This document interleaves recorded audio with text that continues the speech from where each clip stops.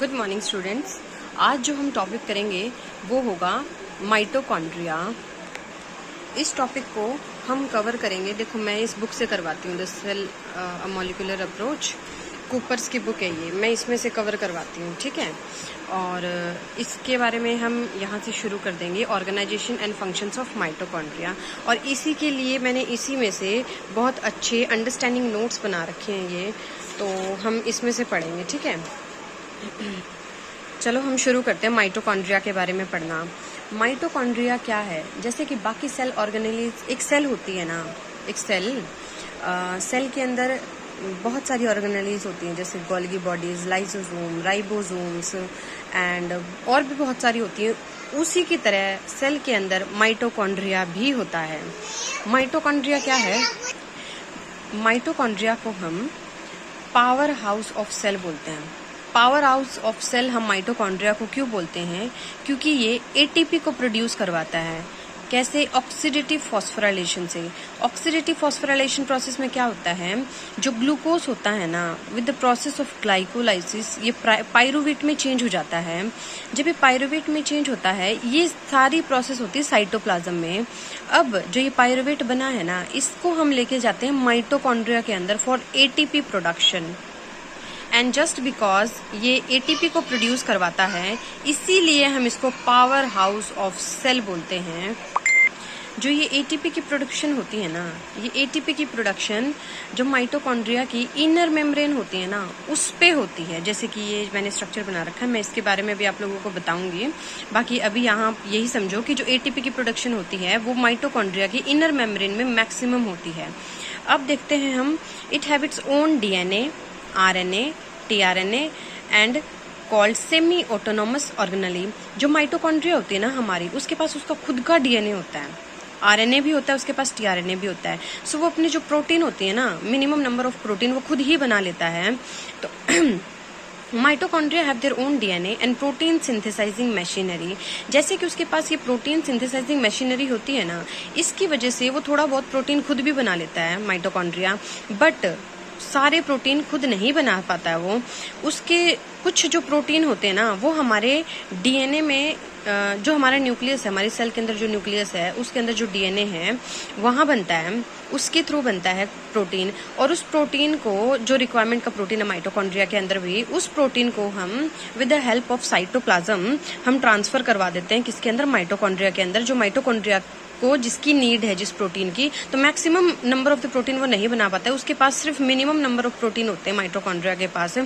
और माइटोकॉन्ड्रिया के पास बेशक से प्रोटीन सिंथेसाइजिंग मशीनरी हो, बट जो मैक्सिमम नंबर ऑफ प्रोटीन है ना, जैसे देखो कुछ प्रोटीन अपने डीएनए से बनता है, मैक्सिमम प्रोटीन न्यूक्लियस के जीन्स से बनते हैं and they are transported in mitochondria through cytoplasm. अब हम थोड़ा सा माइटोकॉन्ड्रिया के स्ट्रक्चर के बारे में पढ़ते हैं। आखिरकार माइटोकॉन्ड्रिया दिखता कैसा है?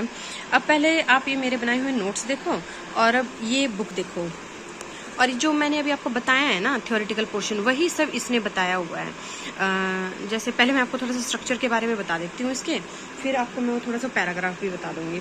जैसे इस स्ट्रक्चर के अंदर ये जो माइटोकॉन्ड्रिया है ना, इसकी देखो, ये तो है इसकी आउटर मेम्ब्रेन, और ये जो अंदर वाली लाइनिंग दिख रही है ना, ये है इसकी इनर मेम्ब्रेन।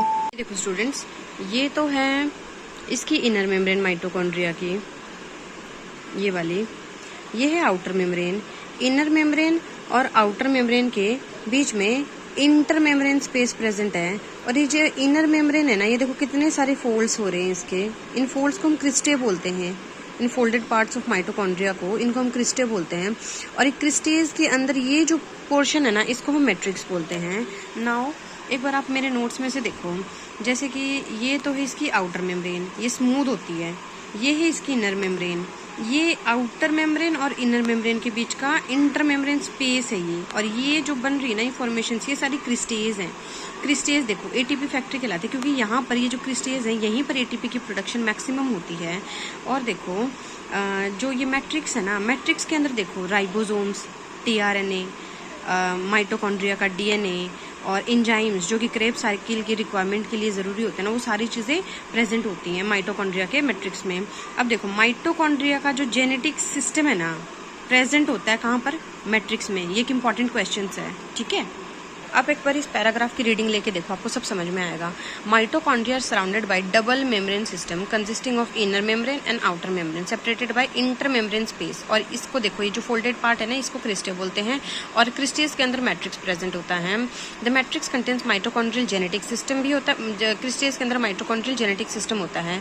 यहाँ पर देखो अब तुम लोग, जो एनिमल सेल्स के अंदर होता है ना, जैसे इसके अंदर ग्लाइकोलाइसिस होती है, साइटोसोल में होती है ग्लाइकोलाइसिस की प्रोसेस। ग्लाइकोलाइसिस में क्या होता है, जो ग्लूकोज होता है ना, पायरुवेट में चेंज हो जाता है।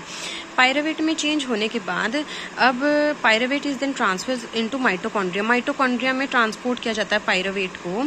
और फिर क्या होता है, pyruvate when it is complete oxidation to carbon dioxide yields the bulk of ATP obtained from glucose metabolism.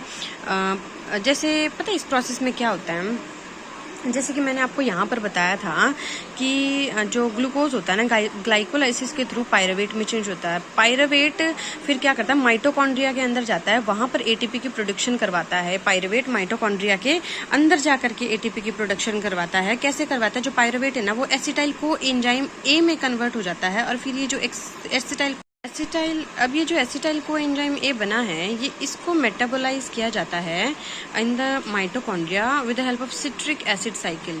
क्योंकि माइटोकॉन्ड्रिया के अंदर सिट्रिक एसिड साइकिल के ऑलरेडी जो एंजाइम्स होते हैं ना, वो प्रेजेंट होते हैं। दस the central player in the oxidative breakdown of both carbohydrate and fatty acid.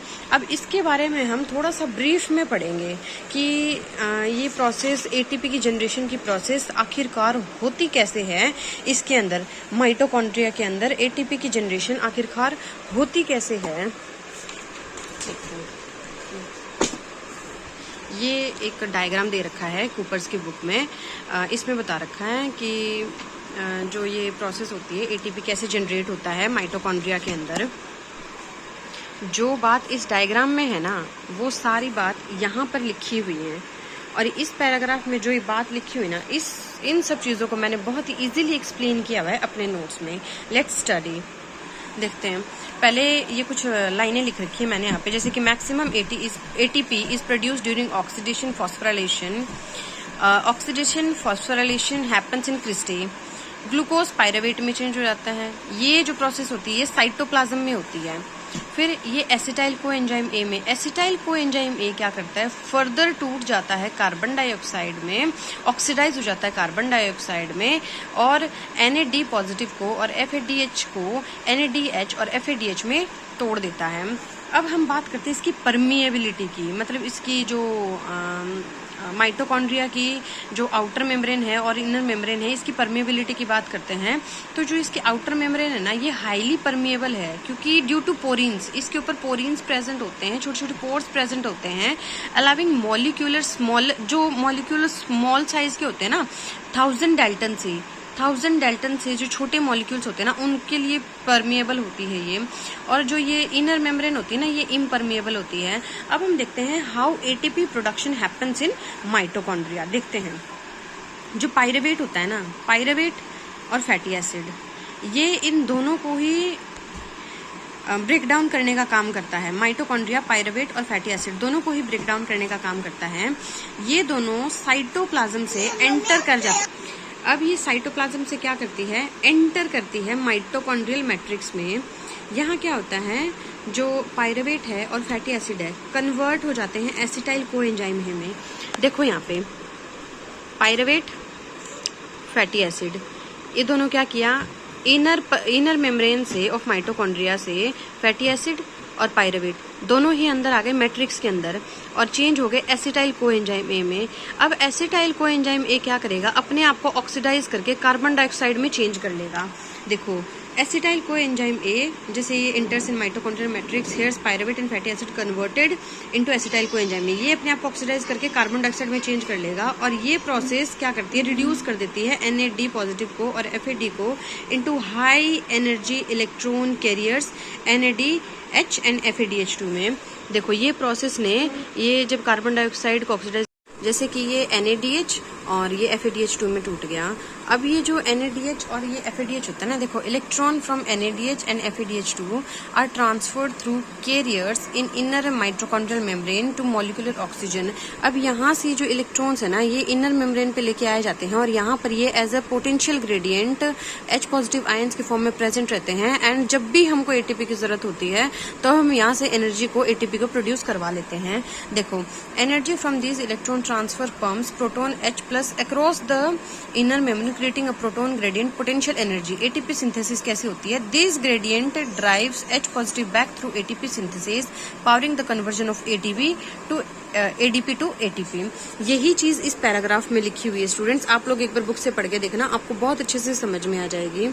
ठीक है, अब हम देखते हैं जो माइटोकॉन्ड्रियाज होती है ना, देखो इसके बैक पे इसकी बात हो रही है। अब यहाँ पे इस पैराग्राफ की बात करेंगे। अब हम यहाँ पे इस पैराग्राफ में क्या बताया गया है, जो माइटोकॉन्ड्रिया होता है ना, ये स्टैटिक नहीं होता है। They exist in an interconnected network and constantly interconnected network होती है ये, and constantly undergo 2 processes. Fusion भी होती है इसमें और फिजन भी होती है। फ्यूजन का मतलब होता है जो माइटोकॉन्ड्रियाज होती हैं ये मर्ज हो जाती हैं एक दूसरे के साथ, जो कि अलाउ करते हैं इनको एक्सचेंज करने के इनके जेनेटिक मटेरियल। और फ्यूजन क्या होता है, माइटोकॉन्ड्रिया डिवाइड हो जाती है डॉटर सेल्स में, और वो डिवीजन क्या काम आता है हमारे, transporting them to high demand area. जो डॉटर सेल्स होती है ना, माइटोकॉन्ड्रिया की डिवीजन होती है, जहां पर माइटोकॉन्ड्रिया की और ATP की प्रोडक्शन की जरूरत ज्यादा होती है, एनर्जी की जरूरत ज्यादा होती है, वहां पर उनको ट्रांसपोर्ट कर दिया जाता है। अब हम देखते हैं माइटोकॉन्ड्रिया फ्यूजन क्या होता है। To share DNA, proteins, metabolites of one another. जब माइटोकॉन्ड्रिया एक दूसरे से फ्यूज होती हैं तो वो एक दूसरे का DNA, प्रोटीन्स और मेटाबोलाइट्स को शेयर करते हैं। उनकी जो मेन प्रोटीन्स होते हैं जो इस काम में माइटोकॉन्ड्रिया के फ्यूजन में काम आते हैं, वो होते हैं MFN1 माइटोफ्यूजन 1 जो आउटर मेम्ब्रेन को फ्यूज करवाता है, MFN2 माइटोफ्यूजन 2 जो आउटर मेम्ब्रेन फ्यूजन का काम करता है, OPA1 optic atrophy 1 inner membrane को फ्यूज करवाता है। याद रखने के लिए इसकी जो ट्रिक है वो है MFN मेम्ब्रेन फ्यूजन नेटवर्क को जोड़ता है, जैसे कि membrane fusion network MFN1 plus MFN2 ये दोनों का काम होता है आउटर मेम्ब्रेन को जोड़ना, और OPA1 का काम होता है इनर मेम्ब्रेन को जोड़ना। और इसी तरह से जब ये प्रोटीन्स काम करते हैं तो आउटर मेम्ब्रेन और इनर मेम्ब्रेन एक दूसरे से जुड़ जाते हैं और माइटोकॉन्ड्रिया का फ्यूजन हो जाता है। अब बारी आती है माइटोकॉन्ड्रियल फ्यूजन की। इसके लिए जो मुख्य प्रोटीन काम करता है वो होता है DRP1, जिसका नाम होता है डायनामिन रिलेटेड प्रोटीन 1। इसका क्या काम होता है, ये माइटोकॉन्ड्रिया के चारों ओर रिंग बना लेता है और माइटोकॉन्ड्रिया को बीच से काटने का काम करता है, जिसकी वजह से माइटोकॉन्ड्रिया का फ्यूजन हो जाता है।